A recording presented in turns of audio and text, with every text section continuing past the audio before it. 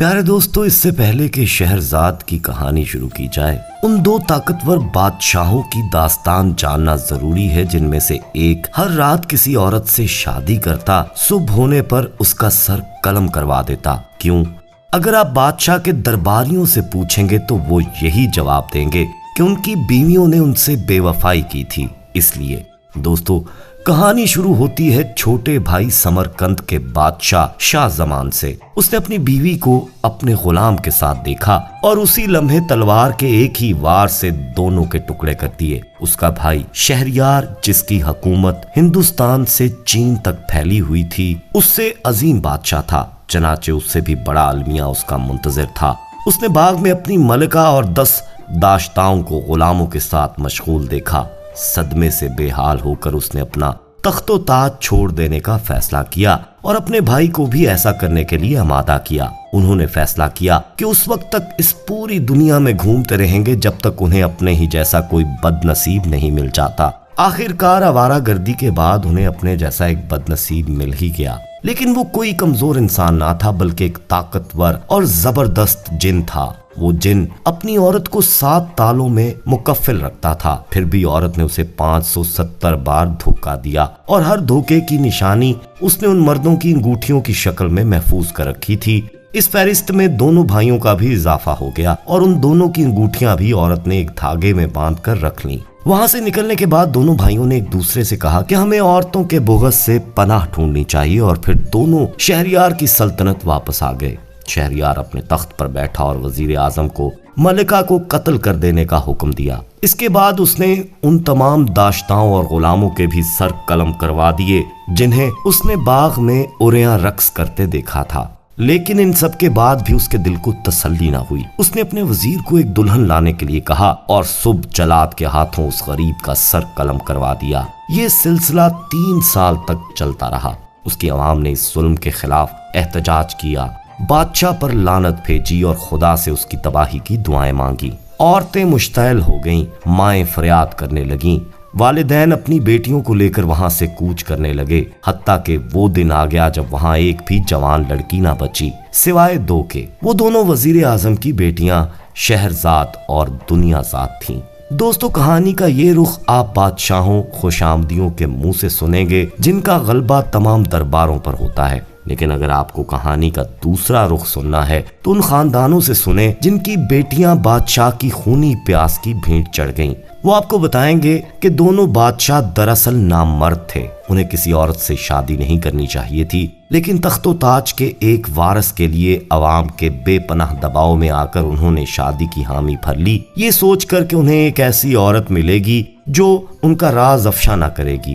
انہیں ایسی عورت مل بھی جاتی، کیونکہ اکثر عورتوں کی شادی نامردوں سے ہو جاتی ہے اور وہ تمام عمر اپنے خاوندوں کی جواں مردی کی تعریفیں کرتے گزار دیتی ہیں، لیکن وہ صرف نامرد نہیں تھے، ساتھ ہی بزدل بھی تھے، اور چونکہ وہ خود کبھی کسی کے ساتھ وفادار نہیں رہے تھے، چنانچہ وہ اپنی بیویوں پر بھی بھروسہ نہ کر سکے اور بالآخر انہوں نے بھی وہی راستہ اپنایا جو ان جیسے بزدل مرد اپناتے ہیں، تشدد کا راستہ۔ وہ اپنی آرام گاہ سے باہر تو بادشاہ تھے، مگر اندر چوہوں سے بھی بدتر تھے۔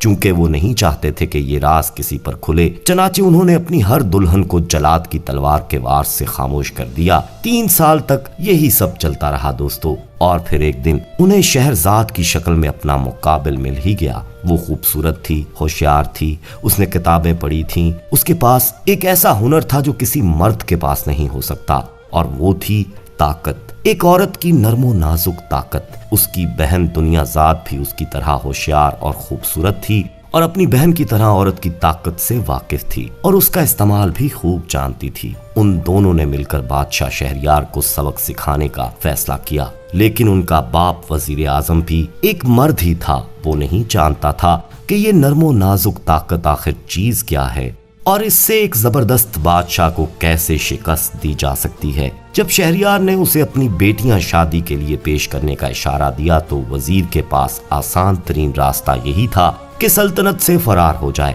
شہرزاد اس آزمائش کے لیے تیار تھی۔ سچ تو یہ ہے کہ وہ اسی دن سے اس موقع کا انتظار کر رہی تھی جب سے بادشاہ نے اپنی خامی چھپانے کے لیے معصوم عورتوں کا خون بہانا شروع کیا تھا۔ اس نے اپنے والد سے کہا، میرا مشورہ ہے کہ آپ میری شادی بادشاہ سے کر دیں، یا تو میں فتح یاب ہو کر زندہ رہوں گی یا پھر مرنے سے پہلے اسے تباہ کر جاؤں گی۔ تم نہیں جانتی کہ کیا مانگ رہی ہو۔ وزیر نے کہا، میں تمہارا باپ ہوں، میں اپنی بیٹی کو موت کی جانب جاتے ہوئے نہیں دیکھ سکتا۔ اپنی ماں سے کہو سامان باندھے، ہم بھی دوسروں کی طرح یہ ملک چھوڑ دیں گے۔ نہیں، میرا خون ان سینکڑوں مظلوم عورتوں سے قیمتی نہیں جو اس پاگل بادشاہ کے نام پر قربان کر دی گئیں۔ شہرزاد نے جواب دیا، میں بھی شاید انہی کی طرح ماری جاؤں، لیکن اس سے پہلے میں اس مکروہ کھیل کو ختم کر کے جاؤں گی۔ بیٹی، تم بادشاہ کے غضب سے واقف نہیں ہو، لیکن میں جانتا ہوں کیونکہ میں اس کا وزیر ہوں۔ وزیر اعظم نے کہا، بابا، میں بادشاہ کے غضب سے تو آشنا نہیں، لیکن ایک عورت کی ذہانت سے واقف ہوں۔ شہرزاد نے جواب دیا، مجھے اس نیک کام کے لیے تیار کریں، وہ مجھے مار سکتا ہے تو مار دے، میں ایک شہید کی موت مروں گی۔ دوستو، اس سے پہلے کہ ہم کہانی آگے بڑھائیں، میں آپ کو ایک راز بتانا چاہتا ہوں۔ ایک عورت کی نرم و نازک طاقت کے آگے ہر مرد نامرد بن جاتا ہے۔ یہ ذہنی کمزوری ہے، جسمانی نہیں، اور تمام مردوں میں یہ کمزوری موجود ہوتی ہے۔ بہرحال دوستو، شادی کے لیے شاندار تیاریاں کی گئیں۔ شہرزاد کا لباس سنہرے دھاگوں سے تیار کیا گیا، اس کے لیے سمندروں سے موتی کھوج کر لائے گئے، اس کے گلوبند میں انڈے کے برابر ہیرا سجایا گیا، پوری سلطنت اور دنیا بھر سے چن کر عطر اس کی خدمت میں پیش کیے گئے۔ اسے مزید خوبصورت بنانے کے لیے کئی دنوں تک طرح طرح کی جڑی بوٹیاں، تیل اور محلول اس کے جسم پر ملے گئے۔ مہندی کے خوبصورت و نازک نقش سے اس کے ہاتھ اور پیر سجائے گئے۔ شادی کی رات دلہن کی سیج دور دراز کے باغوں سے لائے گئے پھولوں سے سجائی گئی۔ کمرے کے چاروں کونوں اور بستر کے نیچے خوشبودار گاؤ لبان جلائے گئے، لیکن آپ یہ نہ سمجھیں کہ یہ سب بادشاہ کے حکم پر ہو رہا تھا۔ وہ شادی کی رات سے زیادہ اس کے بعد آنے والی صبح کی تیاریوں میں دلچسپی رکھتا تھا۔ دلہن کا سر قلم کرنے کے لیے سب سے وزنی اور تیز تلوار کا انتخاب کیا گیا، اور اس کا خون جمع کرنے کے لیے بڑے بڑے برتن فرش پر رکھے گئے۔ بادشاہ بذات خود ہر دلہن کے لیے جلاد کا انتخاب کرتا۔ جتنی زیادہ خوبصورت دلہن ہوتی، جلاد اتنا ہی زیادہ خونخوار ہوتا۔ سر قلم ہونے کے بعد خصوصی ملازم فرش کی صفائی پر مامور تھے۔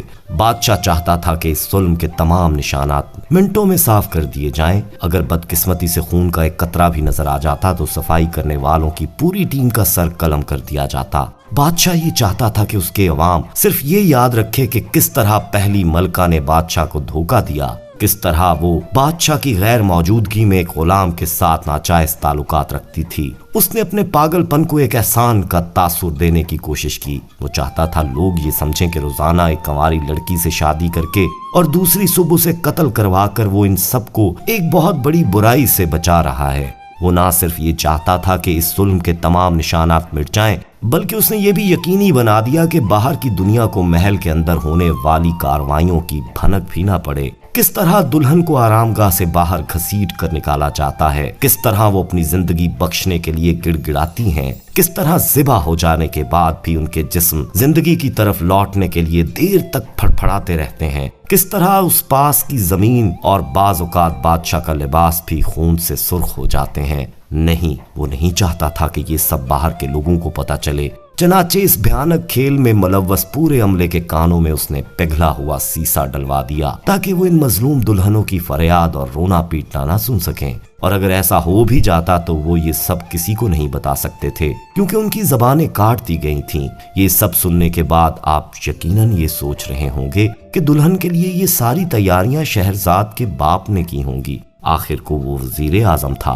جی نہیں، ان سب سے اس کا کچھ لینا دینا نہ تھا۔ وہ ان سب میں ملوث نہیں ہونا چاہتا تھا کیونکہ وہ جانتا تھا کہ جو راستہ اس کی بیٹی نے چنا ہے وہ صرف اور صرف موت کی طرف لے جاتا ہے۔ وہ شادی کی سیج پر نہیں، قتل گاہ کی طرف جا رہی تھی، لیکن وہ اس معاملے میں مجبور تھا۔ وہ بادشاہ کے حکم پر سینکڑوں معصوم لڑکیاں اس قتل گاہ میں لایا تھا، اور اب سوائے اس کی 2 بیٹیوں شہرزاد اور دنیا زاد کے سلطنت میں کوئی اور کنواری لڑکی نہیں بچی تھی۔ سینکڑوں ماری گئی تھیں اور ہزاروں اس ملک سے کوچ کر گئی تھیں۔ جب ایک ملک پر ایسے ظالم حکمران کی حکومت ہو تو لوگ یہی کرتے ہیں۔ جب بادشاہ نے شہرزاد کو لانے کا حکم دیا تب وزیر اعظم نے بھی وہاں سے بھاگنے کا سوچا، لیکن اس کی بیٹی نے انکار کر دیا۔ وہ یہیں رک کر اس شیطانی کھیل سے لڑنے اور اس کے خاتمے کا ارادہ رکھتی تھی۔ وہ جانتا تھا کہ وہ جوان اور کمزور ہے اور اس کا کوئی حمایتی بھی نہیں ہے۔ وہ یہ بھی جانتا تھا کہ بحیثیت ایک عورت کے اس کا اس طاقتور جابر بادشاہ سے کوئی مقابلہ نہ تھا، لیکن شہرزاد یہ جانتی تھی کہ بحیثیت ایک عورت کے وہی تمام طاقتوں کا سرچشمہ ہے۔ وہ اپنی کمزوریوں سے واقف تھی، لیکن یہاں لائی اور قتل کی جانے والی دوسری لڑکیوں کے برعکس وہ یہ بھی جانتی تھی کہ انہیں کس طرح طاقت میں بدلا جا سکتا ہے۔ بادشاہ بھی جانتا تھا کہ شہرزاد ضدی اور جرأت مند ہے۔ اس کے جاسوسوں نے بتایا تھا کہ وزیر اعظم اپنی بیٹیوں کو بچانے کے لیے ملک سے بھاگ رہا تھا، مگر شہرزاد نے اسے روک دیا۔ چنانچہ بادشاہ نے بھی شہرزاد کو زیر کرنے کے لیے ایک دو چالیں تیار کر لیں۔ حجرہ عروسی میں داخل ہوتے ہی بادشاہ نے جلتے ہوئے لبان کی طرف اشارہ کر کے پوچھا، یہ سب کیا ہے؟ جذبات کی خوشبو عالیجا، شہرزاد نے جواب دیا۔ مجھے خون کی بو زیادہ پسند ہے، بادشاہ نے کمرے کا جائزہ لیتے ہوئے کہا۔ یہاں اتنے پھول کیوں سجائے گئے ہیں؟ یہ چاہت کے پھول ہیں عالیجا، شہرزاد بولی۔ یہ سن کر بادشاہ باغیچے کی کھڑکی کی طرف گیا اور اسے کھول کر کھڑا ہو گیا۔ وہاں ایک خونخوار شخص تیز روشنی میں کھڑا تلوار تیز کر رہا تھا۔ یہ دیکھ رہی ہو تم؟ بادشاہ نے پوچھا۔ آج کی رات محبت نے مجھے اندھا کر دیا ہے عالیجا، شہرزاد نے کہا۔ کل صبح میں دوسری باتوں پر توجہ دوں گی۔ اب کوئی کل نہیں آئے گا، بادشاہ نے کہا۔ سورج بادلوں کے پیچھے بھی چمکتا ہے، کل صبح ضرور آئے گی، شہرزاد بہت پر امید تھی۔ دیکھتے ہیں، یہ کہتے ہوئے بادشاہ نے دروازہ کھولا۔ ایک غلام نے چھوٹی سی بوری کمرے میں پھینکی۔ بوری کے اندر کوئی چیز تکلیف اور غصے سے چلانے لگی۔ جیسے ہی بوری کا منہ کھلا، اس میں سے ایک بلی نکل کر کھڑکی کی طرف بھاگی، لیکن اس سے پہلے کہ وہ کھڑکی تک پہنچتی، بادشاہ نے تلوار کے ایک ہی وار سے اس کے دو ٹکڑے کر دیے۔ پھر شہرزاد کے چہرے کے سامنے تلوار لہراتے ہوئے بولا، مجھے پریشان کیے جانا پسند نہیں۔ یہ تو ایک بلہ تھا عالیجا، اگر کوئی بلی ہوتی تو کبھی یوں بھاگنے کی کوشش نہ کرتی، شہرزاد نے مسکرا کر کہا۔ مسکراہٹ دیکھ کر بادشاہ گھبرا گیا۔ اس نے تلوار میان میں ڈالی اور کمرے کے بیچ میں کھڑا ہو گیا۔ کافی دیر یوں ہی گزر گئی، پھر ایک کرسی پر بیٹھ کر اس نے شہرزاد سے پانی لانے کو کہا۔ جی حضور والا، یہ کہتے ہوئے اس نے بادشاہ کی طرف پانی کا گلاس بڑھایا۔ پانی بالکل ایک مرہم کی طرح ہے، کیونکہ اس میں تبدیل ہو جانے کی صلاحیت ہے، بالکل ایک عورت کی طرح۔ تبدیل ہونے کی صلاحیت عورت میں نہیں، مرد میں ہوتی ہے۔ عورت کے پاس کوئی طاقت نہیں ہوتی۔ بادشاہ بگڑ گیا۔ اگر آپ کے خیال میں پانی بے بس ہے تو پھر عورت بھی بے بس ہوتی ہوگی، شہرزاد پھر مسکرائی۔ اس کا سر قلم کرنے سے پہلے میں دو کام ضرور کروں گا۔ ایک تو اس سے قبول کرواؤں گا کہ عورت کمزور ہوتی ہے، دوسرا اس کی یہ مسکراہٹ اس کے چہرے سے مٹا دوں گا۔ بادشاہ نے دل میں تہیہ کر لیا۔ دوستو، وہ بہار کی ایک شام تھی۔ پارک مختلف آوازوں سے گونج رہا تھا، انسانوں اور جانوروں دونوں کی۔ بچے ہنس رہے تھے، کتے بھونک رہے تھے۔ جوان ماؤں نے اپنے بچوں کو پکارا اور انہیں تمیز سے رہنے کو کہا۔ بچے کہاں سنتے ہیں، وہ اپنی پکڑم پکڑائی میں مگن رہے۔ پکڑ لیا، بچے نے دوسرے بچے کو چھوتے ہوئے کہا۔ اب تم چور بنو گی؟ نہیں، بالکل نہیں، میں تمہارے پکڑنے سے پہلے گھر پہنچ گئی تھی، دوسرے بچے نے کہا۔ سمندر گہرا ہے میری بہنا، سمندر گہرا ہے، دنیا ذات بولی۔ کتنا گہرا میری بہنا، کتنا گہرا؟ شہرزاد نے پوچھا۔ میرے پیروں تک پیاری بہن، میرے پیروں تک، دنیا ذات نے جواب دیا۔ کتنا گہرا بہن، اور کتنا گہرا؟ میرے گھٹنوں تک، میری کمر تک، میرے سینے تک، میری آنکھوں تک۔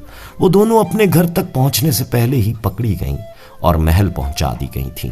اب دونوں اس فکر میں تھیں کہ اپنی جان کیسے بچائیں، لیکن کیا واقعی میں کبھی کوئی گھر تھا؟ شاید نہیں۔ وہ تبھی تک محفوظ تھیں جب تک عزت و ناموس کے جنون میں مبتلا عمر رسیدہ مردوں کے بنائے ہوئے اصولوں کے مطابق چلتی رہتیں۔ آخر ان کی عزت کا معاملہ ہمیشہ عورت کے جسم سے ہی کیوں جڑا ہوتا ہے؟ دنیا ذات نے پوچھا۔ کیونکہ اس طرح وہ آزادی سے اپنی مردانگی کی نمائش کر سکتے ہیں، شہرزاد نے کہا۔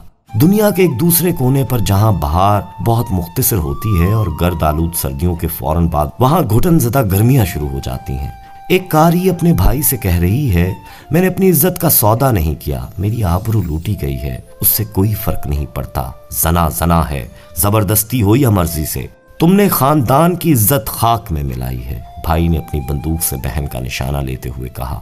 پکڑ لیا، لڑکے نے لڑکی کو چھوتے ہوئے کہا۔ نہیں نہیں، میں تو اپنے گھر پر ہوں، لڑکی نے جواب دیا۔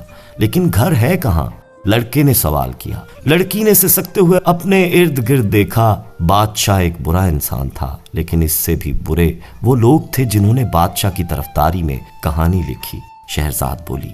یہ بھی سنیں، اپنی بیوی کے ساتھ جو یہ 3 کام کرتا ہے، غربت اور بیماری اس کا مقدر بن جاتی ہے۔ वो कहते थे कि बादशाह ने रोजाना एक औरत का कत्ल करके बिल्कुल ठीक किया, क्योंकि उसकी पहली बीवी ने उससे बेवफाई की थी। हाँ, लेकिन साथ वो ये भी कहते हैं कि तुम उससे मोहब्बत करती थी। दुनियाज़ाद ने कहा, वो जो चाहे कह सकते हैं, मगर वो मोहब्बत को कभी समझ नहीं पाएंगे। शहरजाद ने जवाब दिया, लेकिन वो अपनी माओ की मोहब्बत को तो समझते हैं। दुनियाज़ाद बोली, वो नहीं समझते, वो इसका मुतालबा करते हैं, ठीक उसी तरह जैसे अपनी बहनों और बीवियों से मोहब्बत का मुतालबा करते हैं। शहरजाद ने कहा, पाकीज़ा और बेगर्ज मोहब्बत से मर्द घबराते हैं। क्यों? दुनियाज़ाद ने पूछा। मर्द जिस चीज पर अपना हाथ रख लें उसे अपनी मलकियत बनाना चाहते हैं, लेकिन मोहब्बत को महसूस किया जाता है, बांटा जाता है। ये किसी की मलकियत नहीं बन सकता, और जिस पर ये कब्जा नहीं कर सकते उसे तबाह करने की कोशिश करते हैं। दुनियाज़ाद ने इसमें इजाफा करते हुए पूछा, तुमने उसे राम कर लिया? कैसे?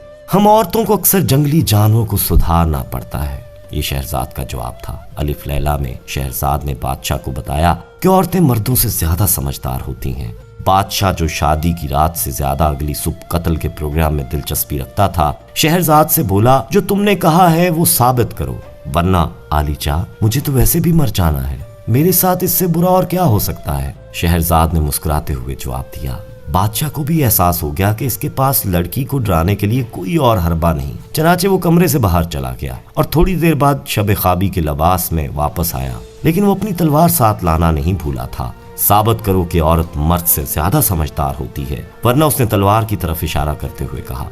आलीजा मुझसे ज्यादा बेहतर जानते हैं कि मौत से ज्यादा बुरी चीज और कुछ नहीं। मेरे पास अपना नुक्ता साबित करने के लिए 1001 कहानियां हैं, वो मैं आपको सुना सकती हूँ, लेकिन खौफ की वजह से नहीं, बल्कि मुझे कहानियां सुनाना पसंद है। शहरजाद बोली, जो भी है शुरू करो। बादशाह ने इशारा किया।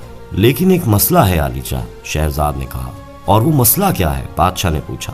मैं कहानी उस वक्त तक नहीं सुना सकती जब तक मेरी छोटी बहन साथ ना हो, शहरजाद ने बताया। चनाचे फौरन दुनियाज़ाद को बुलवाया गया। दुनियाज़ाद आई और उसने अदब के साथ फर्शी सलाम किया, जैसे तमाम मर्द और औरतों को करना होता है, और फिर बादशाह के कदमों में बैठ गई। पास मर्दों को अच्छा लगता है जब औरतें उनके कदमों के पास बैठती हैं। दुनियाज़ाद के पास बैठने के साथ ही शहरजाद ने अपनी कहानी शुरू कर दी। बगदाद के करीब एक शहर का सरदार ताजर अपने घोड़े पर सवार होकर घोड़ों से वसूली करने निकला। दोपहर के वक्त वो एक नहर के किनारे रुक गया। घोड़े को दरख्त से बांधकर खाना खाने लगा। खाना खत्म करके उसने कुछ खजूरें निकाली और उन्हें भी खाने लगा। खाने के बाद उसने बीज जोर से फेंके कि अचानक एक बड़ा सा खौफनाक अफरीत हाथ में तलवार लिए नमूदार हुआ। तुमने मेरे बेटे की आंख फोड़ दी, मरने के लिए तैयार हो जाओ, अफरीत ने ललकारा। दोस्तों, चूंकि शहरजाद दास्तान गोई में माहर थी, चनाचे ताजर और अफरीत की कहानी आगे 3 शेखों तक चली गई, जिनमें से एक के पास गजाल था, दूसरे के पास 2 शिकारी कुत्ते और तीसरे के पास एक खच्चर था, और इनसे आगे मछेरे और जिननी की कहानी तक। पार्क में शहरजाद अगली सर्दियों के लिए गर्म शाल बुनते बुनते रुक गई और दुनियाज़ाद से बोली, अंधेरा पड़ रहा है, चलो घर चलें। अलिफ लैला हो या सिकंदरिया औरत आज भी कहीं महफूज नहीं है। वो छोटी सी बच्ची जो समझ रही थी कि उसके पास घर है, रोती हुई कार तक गई जहां उसकी माँ उसका इंतजार कर रही थी। कारी ने आखिरी बार अपने भाई की तरफ देखते हुए खुद से सवाल किया, आखिर उसकी इज्जत की हिफाजत के लिए मेरा मारना क्यों जरूरी है? बादशाह ने शहरजाद को एक दिन मजीद जिंदा रहने दिया। शहरजाद जानती थी कि उसे एक वक्त में एक ही कदम उठाना है, इसलिए उसे फिक्र नहीं थी। पार्क में अंधेरा आहिस्ता आहिस्ता रोशनी को निगल गया, लेकिन शहरजाद ने कार में भी अपनी बुनाई जारी रखी, और उसकी अधूरी शाल ने दुनिया को नरमी के साथ अपनी गर्म आगोश में ले लिया। दोस्तों, इस कहानी को अगर गौर से सुनेंगे तो समझने के लिए बहुत कुछ है। पसंद आए तो लाइक कीजिएगा और दूसरों में शेयर कीजिएगा। कंफर्म कर लें जाते जाते कि आपने हमारा चैनल मौजा टीवी ऑफिशियल सब्सक्राइब कर रखा है, नहीं किया तो कर लें। बेल आइकन को क्लिक कर दें ताकि मजीद हमारी दिलचस्प वीडियो से आप लुत्फ अंदोज होते रहें। अपना बहुत ख्याल रखिएगा, और उनका भी जिनका कोई ख्याल नहीं रखता। आने वाली वीडियो में दोबारा आपसे मुलाकात होगी, तब तक के लिए अल्लाह निगहबान।